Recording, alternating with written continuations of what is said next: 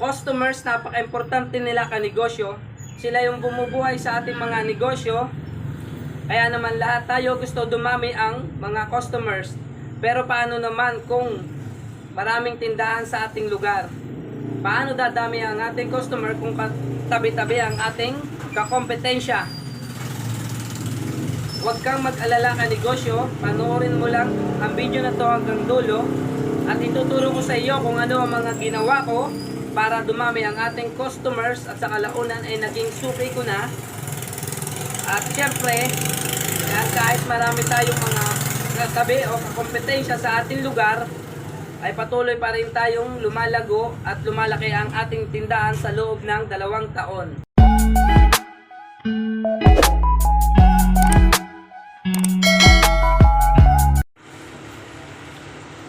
Hello mga kanegosyo! Welcome sa ating channel, Gilbert Peregrine.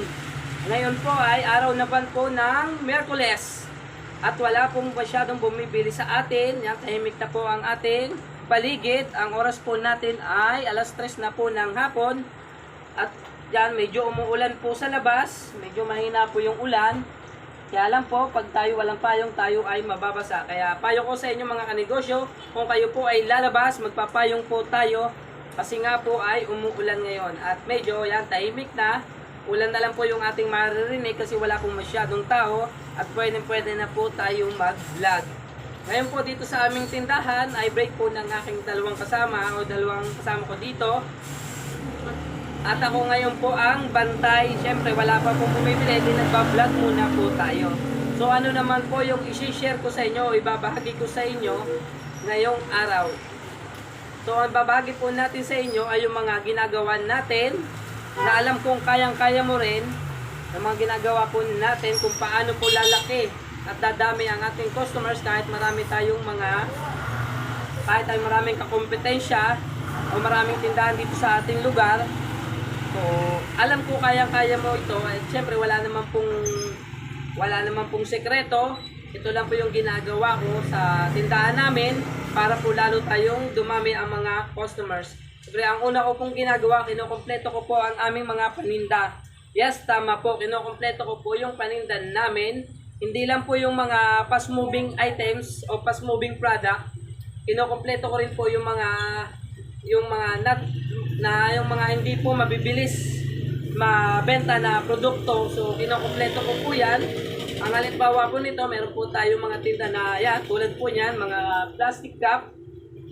Ayan, sa iba po wala pong tinda niyan, sa ibang customers natin, sa ibang kompetensya natin. Pag may bumibili po sa kanila, wala po silang tinda niyan, siyempre, na po sila kung saan meron. Then pumupunta po dito sa atin yung ating mga customer.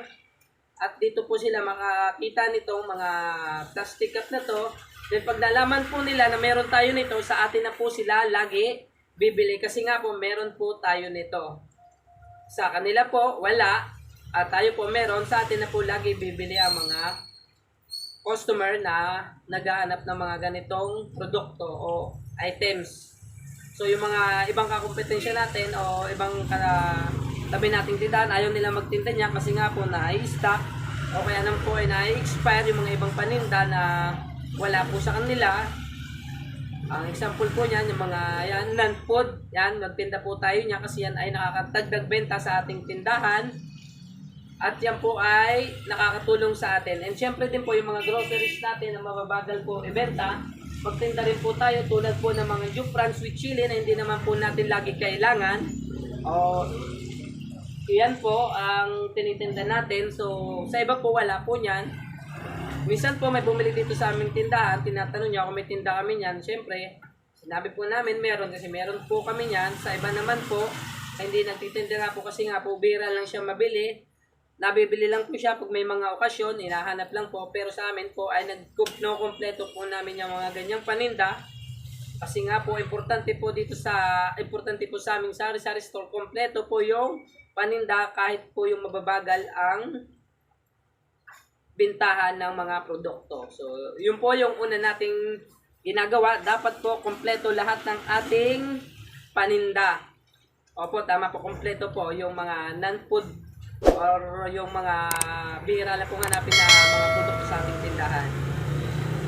And syempre, ito pong video na ito ay para lang po sa mga sa mga gustong magsimula ng negosyo, at syempre po sa mga nagsisimula pa lamang na hindi pa alam kung paano palalaguin ang mga tindahan natin o sari-sari store kahit marami tayong kakompetensya. And syempre sa ating mga kanegosyo dyan na matagal na sa ating sari-sari store business, alam ko namang alam nyo na to.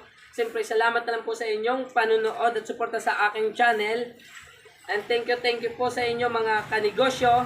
Kaya mga kanegosyo, kung ngayon mo lang napanood ang video ko at hindi ka pa nakasubscribe sa aking YouTube channel, please click subscribe and notification bell para lagi po tayong updated pag may bago akong video i-upload. And syempre, panoorin nyo na rin po yung mga video ko na tungkol sa ating sari-sari store business para may matutunan po kayo kung paano natin uunlarin ang ating mga sari-sari store. Nagbibigay po ako ng mga tips at diskarte kung paano natin ito gagawin.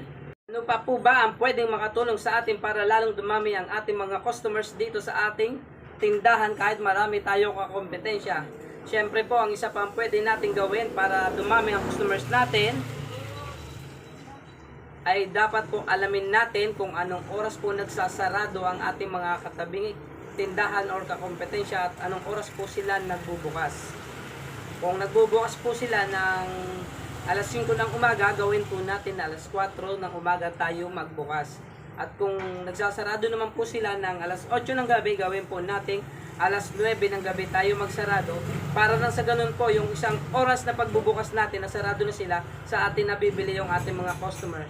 So ganun po yung mga ginagawa ko dito sa aming tindahan para po lalong dumami yung mga customers namin, lalo na po yung mga customer natin na galing trabaho na dumadaan pa dito sa ating tindahan at bibili na kanilang mga produkto o mga pagkain na kanilang lulutuin.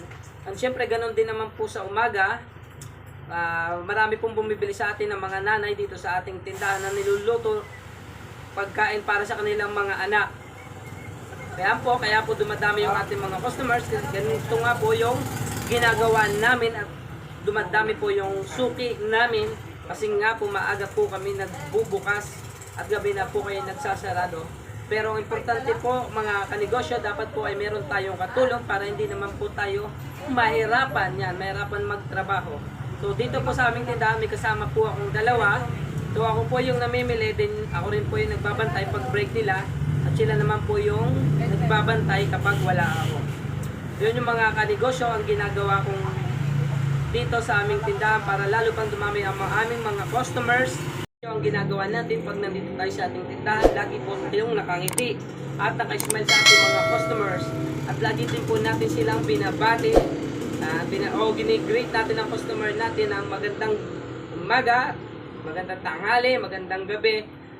Sa ganun po, lalo pong dumami ang ating mga customers kapag tayo po ay laging nakasmile at nakangiti sa kanila. Pero yung mga iba po nating kakompetensya o yung mga ibang tindahan, ayaw po nilang gawin yon. Kasi nga po pag ginawa nila yon ay utangan sila ng mga customer nila. At ayaw nilang magpautang kasi nga po yung mga kompetensya natin o yung ibang tindahan ay nadala na po na magpautang. Kasi nga po ay hindi sila nababayaran o kaya naman po ay nalulugi sila. Pero dito sa ating mga kanegosyo, dito sa ating tindahan, tayo po ay nagpapautang sa ating mga customers. Pero yung pong mga alam natin pong nagbabayad. Pero yung hindi po nagbabayad ang mga customers at tumutang po sa atin, say no po, agad ang sasabihin natin. Importante po to sa ating mga customers para lalo dumami ang ating mga suki. Ito po yung isang ginagawa ko na hindi ginagawa ng kakompetensya ko po, kaya po dumadami ang aming customers dito sa ating sari-sari store business.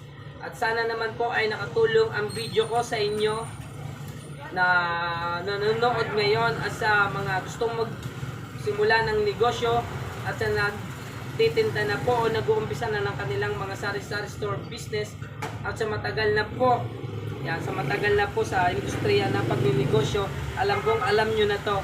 At salamat po sa inyong panonood at suporta sa aking YouTube channel, Gilbert Peregrine. Salamat po sa inyong panunood at thank you po sa inyo. And syempre po kung nagustuhan nyo po ang aking video, please click subscribe button and notification bell para lagi po tayong updated pag may bagong video akong i-upload. And maraming salamat po sa ating lahat. Siyempre mga kanegosyo, lagi lang po nating tatandaan sipag at tiyaga. Aasinso rin po tayo, kaya magtiwala lang po tayo sa ating Panginoon at tayo kanyang gagabayan. God bless po sa ating lahat mga kanegosyo. Maraming salamat po sa inyong panonood. Kita na lang po tayo sa aking next video. Bye bye.